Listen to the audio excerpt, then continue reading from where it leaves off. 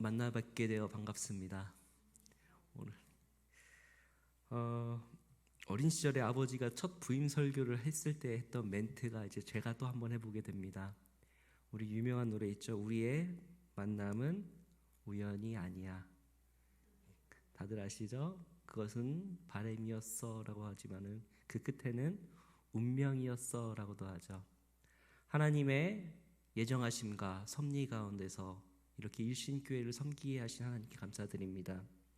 또한 하나님께서 우리를 만나게 하신 것 또한 하나님의 우리의 과정 속에서 결코 우연이 아니었음을 고백합니다. 오늘 제가 만남에 대해서 이제 설교를 할까 하다가 그래도 첫 설교인데 어떻게 할까 고민을 많이 했습니다. 그런데 오늘 특별히 재수요일이라고 해서 사순절이 시작됩니다. 첫 부임 설교를 어떻게 할까 하다가 오늘 본문을 통해서 예수님의 이 땅에 오신 것을 설명하기 위해서 그래도 본문을 가지고 한번 생각을 해봤는데, 그래도 우리 교회가 딱 제가 이제 교회를 오자마자 이제 여러 가지가 많이 보였지만은 굳이 보는 것이 있다고 하면 이 강대상에 보이는 꽃이 보라 색깔이더라고요.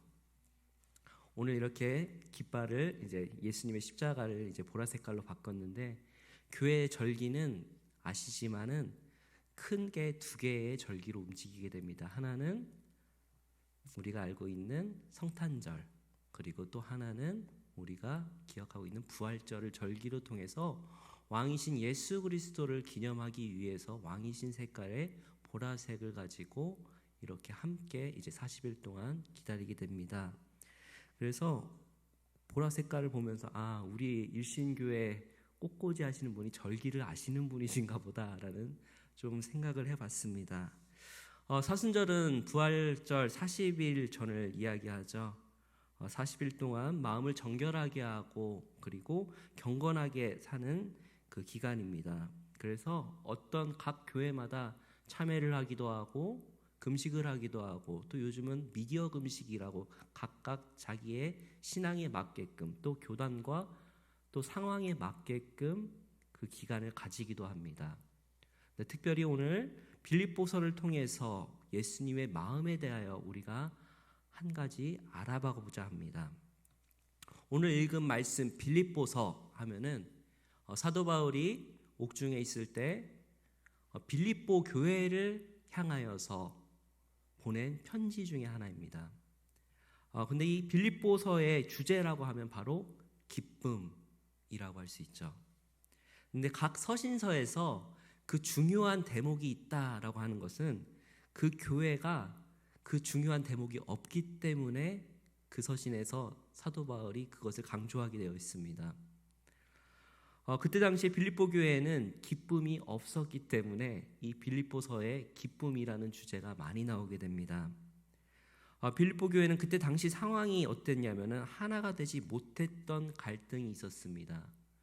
빌립보 지역은 유럽의 첫 교회로서 지금에는 그리스에 있는 지역인데, 이때 당시에 워낙 유명했던 도시라서 사람들이 많이 있고 다른 지역 사람, 아시아와 그리고 유럽 문화, 헬라 문화와 그리스 문화가 충돌하는 그런 지역이었기 때문에 문화적인 충돌이 많이 있었습니다.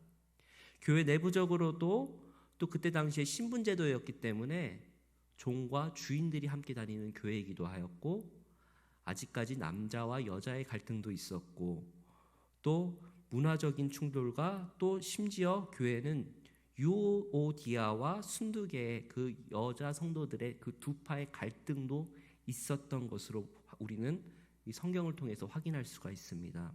그러니까 교회가 두 파로 갈라져서 갈등이 있었다라는 것이죠. 근데 우리가 신앙생활을 할 때 교회 오면은 우선 즐거워야 됩니다.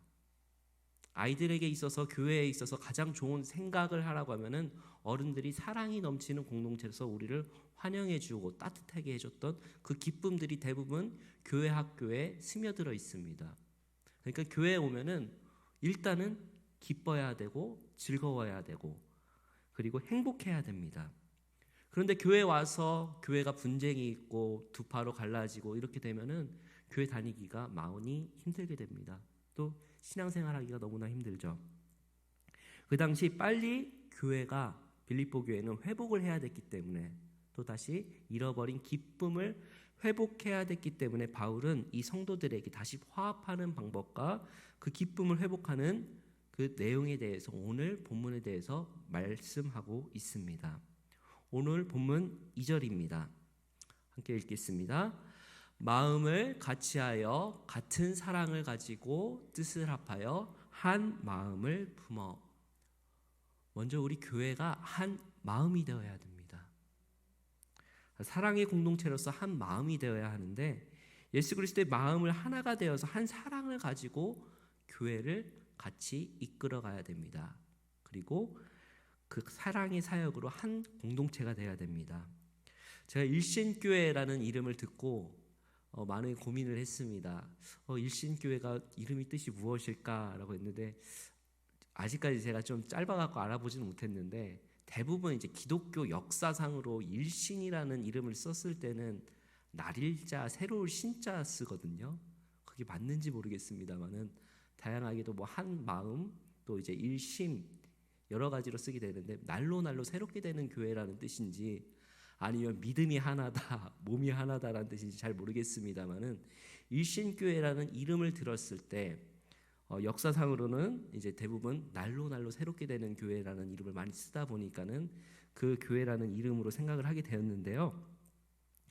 이 교회 또한 사랑의 공동체가 되어야 되고 어떤 교회든 예수님의 마음으로 함께하는 교회가 되어야 됩니다.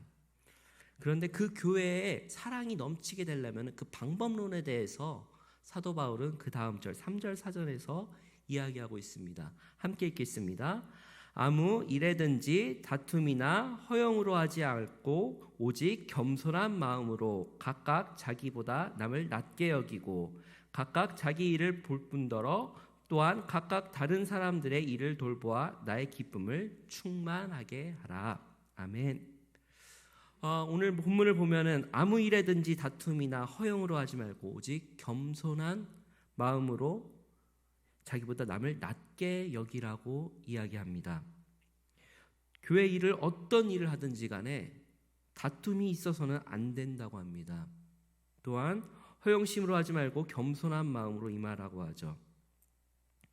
그리고 자기 일뿐만 아니라 다른 사람들의 일들을 돌보아서 나의 기쁨을 충만하게 하라라고 이야기합니다. 주일 본문을 보니까는 이제 사무엘 상서를 이제 마무리한 것으로 보고 있습니다. 우리가 사무엘서를 보면 안타까운 사람들을 한 명 보게 되죠. 바로 주일날 설교 때 나왔던 사울입니다. 사울은 다윗을 향하여 다툼과 허영이 있었습니다. 이런 다툼과 허영이 왜 있었냐면은 결국엔 자기의 이름을 높이기 위해서 명예의 욕구가 있었기 때문에 그렇습니다.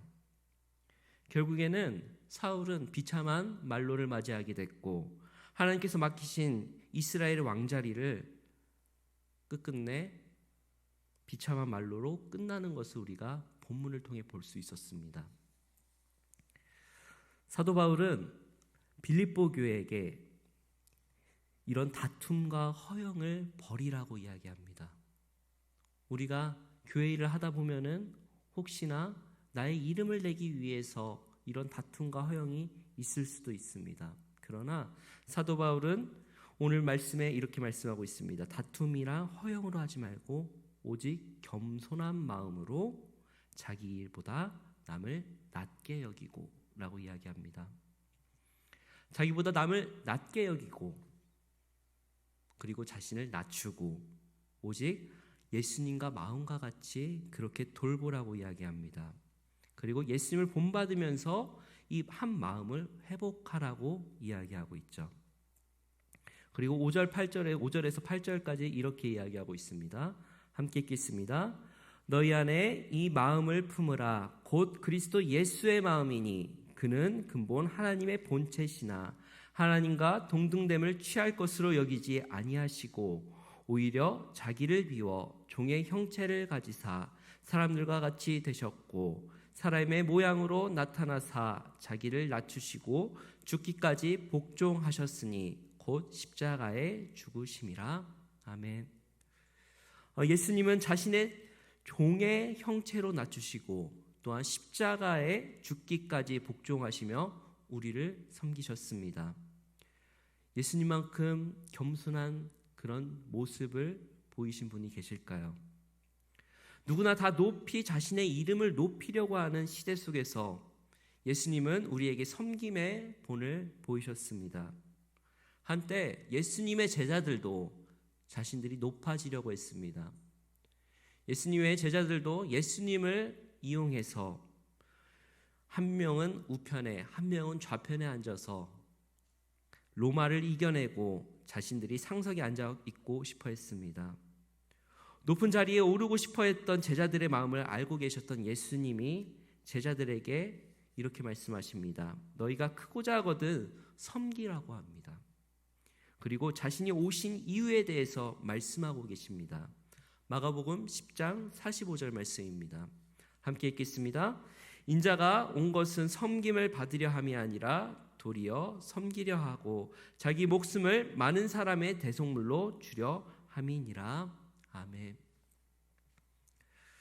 오늘 제 첫 부임 설교이니 오늘만 제 소개를 잠깐 하겠습니다. 저는 원래 경기도 안성에서, 제 고향이 경기도 안성입니다. 20여 년간 경기도 안성에서 성장했습니다.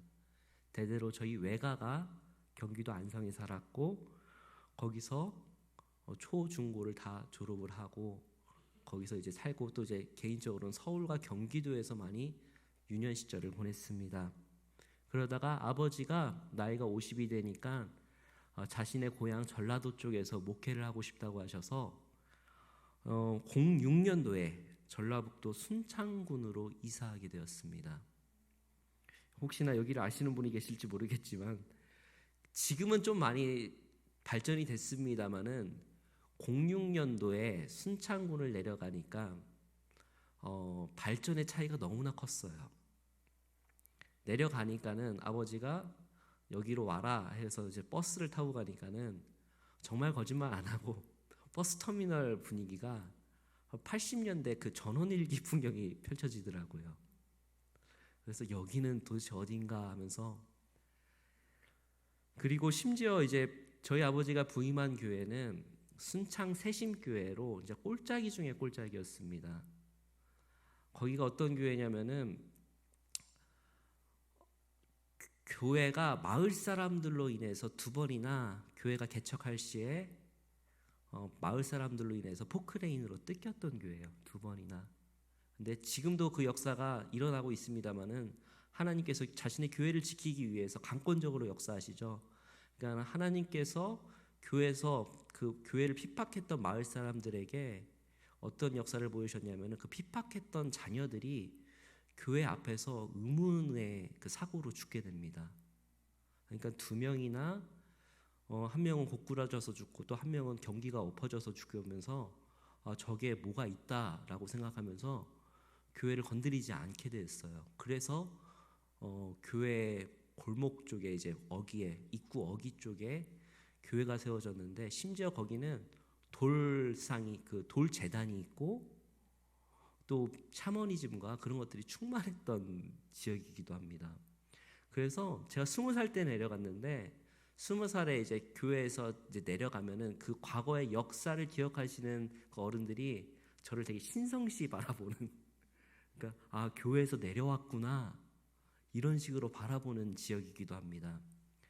그리고 심지어 그곳은 놀라지 마십시오. 2002년 월드컵을 한지도 모르는 어른들이 계셨고 그리고 6.25도 모르고 지나갔던 그런 꼴짝입니다. 근데 제가 20살 때 그래도 경기도에서 또 서울에서 그런 문화생활을 하다가 그 꼴짝이로 내려갔을 때 제 마음이 얼마나 답답했겠습니까? 핸드폰이 안 터집니다. 인터넷이 안 됩니다. 지금 여기가 21세기가 맞나 하는 심정으로 왜 우리 아버지는 이곳으로 우리를 데리고 와서 이러시나, 참 목회도 참 재밌게 하신다라는 생각으로 20대를 보내게 됐죠. 남들 다 서울로 가려고 할 때 왜 우리는 전라도로 가는가? 그리고 저는 반억지로 한일장신대학교라는 그 전주 완주에 있는 신학교에 입학하게 됩니다. 사실 신학교를 간 것도 제 의지와 간 것이 아닙니다. 부모님이, 이거 말하기도 민망한데 대부분 어머니가 유산이 계속되자 유산을 2번 정도 하셨던 것으로 기억합니다. 근데 이제 대부분의 같은 멘트 있죠.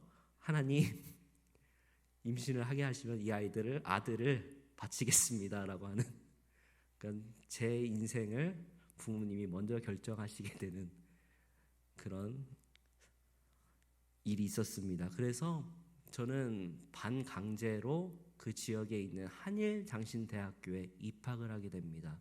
신학과로 입학을 하게 되죠. 학교 생활을 4년간 하고, 사실은 4년 내내 뭐 학교가 이러냐, 이 지역이 왜 이러냐, 낙후됐냐 하면서 불만을 가지고 학교를 다녔습니다. 그런데 졸업을 하고 나서 나중에서야 알고 보니 우리 학교가 선교사가 세운 신학교였고, 그리고 특별히 제가 다니는 한일장신대학교는 원래는 여자 신학교로 교육을 시작했던 곳이었습니다. 특별히 남장로교 선교사인 서서평 선교사, 영어 이름으로 엘리자베스 쉐핑이라고 합니다. 그 서서평 선교사가 특별한 사역을 가지고 이 학교를 세웠음을 졸업하고 나서야 알게 됩니다. 특별히 전라도에서 그 당시에 차별받고 있는 여성들, 그리고 나환자촌으로서 그들이 섬기고 있었던 모습들, 나환자들을 그렇게 섬겼다라고 합니다. 그래서 학교를 다닐 때 저희 학교는 이상하게 장애인들이 많았습니다. 장애인들이 많았고, 요즘은 그래도 요즘 수어를 많이 하는데 제가 갔을 때부터 이미 수어가 각 클래스마다 있었고 그것을 번역해주는 도우미들이 있었던 학교로 기억을 합니다. 근데 알고 보니까는 그 엘리자베스 쉐핑의 그 교육 이념과 그것들이 학교의 모토가 되어서 그렇게 섬겼다라는 것이죠. 엘리자베스 쉐핑은 뭐 이제 최근에 좀 많이 이제 영화도 나오고 많이들 알려져 있는데, 그녀가 끝까지 헌신하고 죽었을 때 그 벽에 쓰여져 있던 문구가 이렇습니다. 성공이 아니라 섬김이다. 영어로 쓰여 있다고 합니다. Not success but service라는 것이었습니다. 제가 오늘 말씀을 택하게 된 이유도 또 성공이 아닌 섬김, 이 문구가 제가 그렇게 불만 삼았던 20대에 다녔던 그 학교가 이런 교육 이념이 있었구나 라는 것을 깨닫게 되었고, 제 삶의 방향성 그리고 목회의 방향성이 다시금 재조절을 하게 되는 계기가 되었습니다. 그래서 제가 우리 교회에 홈페이지에 올릴 그 자기소개서를 쓰라고 할 때 성공보다 섬김의 길을 가고자 하는 예수님의 제자가 되겠습니다라는 글을 쓰기도 했습니다. 그리고 이곳에서 배운 것은 바로 또 다른 세상에서 말하는 성공이 아니라 바로 섬김의 그 뜻이 있다라는 것을 배우게 되었죠. 그리고 제가 다닌 신학교에서 또 다른 것이 배운 것이 있습니다. 그것은 거기가 완주라서 이제 전라북도 김제랑 붙어 있는데, 김제 금산에 있는 한국교회의 유명한 교회가 있습니다. 바로 금산교회라고 하는데, 지금도 그 교회를 가면 예전 교회의 모습이 아직도 남아 있는데 교회가 기역자 교회 형태로 되어 있습니다. 과거에는 이제 남녀 7세 부동석이라고 해서 이쪽은 남자가 예배를 드리고 강대상을 중심으로 이쪽은 여자가 예배를 드리는, 그 분리되어서 예배를 드리는 교회죠. 그런데 한 번쯤 들어보셨을 것입니다. 이 교회에 유명한 일화가 있습니다. 바로 이자익과 조덕삼의 이야기. 이자익은 조덕삼 씨의 그 집에 살던 머슴이었습니다. 그때 당시에는 전라도가 풍요지대이기 때문에 특히 김제는 쌀이 많이 나옵니다. 특별히 경상도에서 태어난 이자익 씨가 조덕삼 집에 머슴을 살게 되었습니다. 그런데 교회에서 조덕삼과 이자익이 장로로 추천을 받았는데 이자익이 머슴이 먼저 장로가 되었다라는 것입니다. 그때 교회 분위기가 심상치 않았다고 합니다. 당시 그 교회를 맡아서 목회를 하고 있었던 외국인 선교사 테이트 선교사는 큰일 났구나 싶었답니다. 왜 그러냐면 그때 당시에 아직까지 신분제 사회이기 때문에 교회가 아직까지 그 신분의 갈등이 있었던 것으로 보입니다. 그래서 사실 이러한 문제 때문에 교회가 많이 갈라졌습니다. 이 서울에 있는 많은 교회들이 그 신분제 문제 때문에 머슴교회와 또 양반교회로 갈라졌던 역사가 있기 때문에 그렇습니다. 그래서 그때 선교사가 큰일 났구나, 교회가 또 한번 문제가 일어나겠구나 라고 했답니다. 그런데 조덕삼이 교회인들 앞에서 이렇게 나가서 이야기를 합니다. 우리 금산교회는 참으로 훌륭한 일을 해냈습니다. 저희 집에서 일하고 있는 이 이자익 영수는 저보다 신앙의 열의가 대단합니다. 참으로 감사합니다. 나는 하나님의 뜻을 겸허히 받아들여 이자익 장로를 잘 받들고 더욱 교회를 잘 섬기겠습니다. 이자익을 장로로 모시고 섬기겠다고, 그리고 순종하겠다고 조덕삼이 자신의 종인데도 그것을 겸허히 섬기겠다라고 말을 했습니다. 서로 아름다운 섬김의 모습을 보이면서 그 교회가 더욱더 성장했다고 합니다. 그리고 말로만 한 것이 아니라 이 조덕삼은 더욱더 그 이자익 장로를 섬기면서 나중에는 그 이자익을 평양신학교로 유학을 보내게 됩니다. 그리고 목사가 되게 하였습니다. 그리고 이후에 이 금산 지역에 다시금 초청하여서 목사로 세웠고 조덕삼은 장로로 하면서 서로 아름다운 섬김의 모습을 보였습니다. 그리고 그 후에 이자익은 장로교 총회장을 역임하면서 우리나라에 큰 일을 하셨던 것으로 우리가 기록되어 있습니다. 제가 오늘 읽은 본문 말씀 중에 서로와 서로를 섬기고 남을 낮게 여기는 모습의 모범적인 사례가 아마 이런 모습이 아닐까요? 현재 우리 시대도 빌립보 교회처럼 너무나 양극단으로 갈등이 심한 사회입니다. 각 진영마다 극단적으로 서로 싸우고 있고 남녀 갈등이 심하고 또 요즘은 지역 갈등보다 이제 세대 갈등이 더 심한 사회입니다. 나이가 많은 사람들을 향하여서 어린 사람들은 저 어른들 때문에 저래서 문제야, 또 어른들은 요즘 애들은 이래서 문제야 라면서 이 갈등이 점점 심해지고 있는 사회입니다. 우리 사회가 하나 되지 못하고 있습니다. 내가 더 우선이고 이기적인 시대 속에서 살아가고 있죠.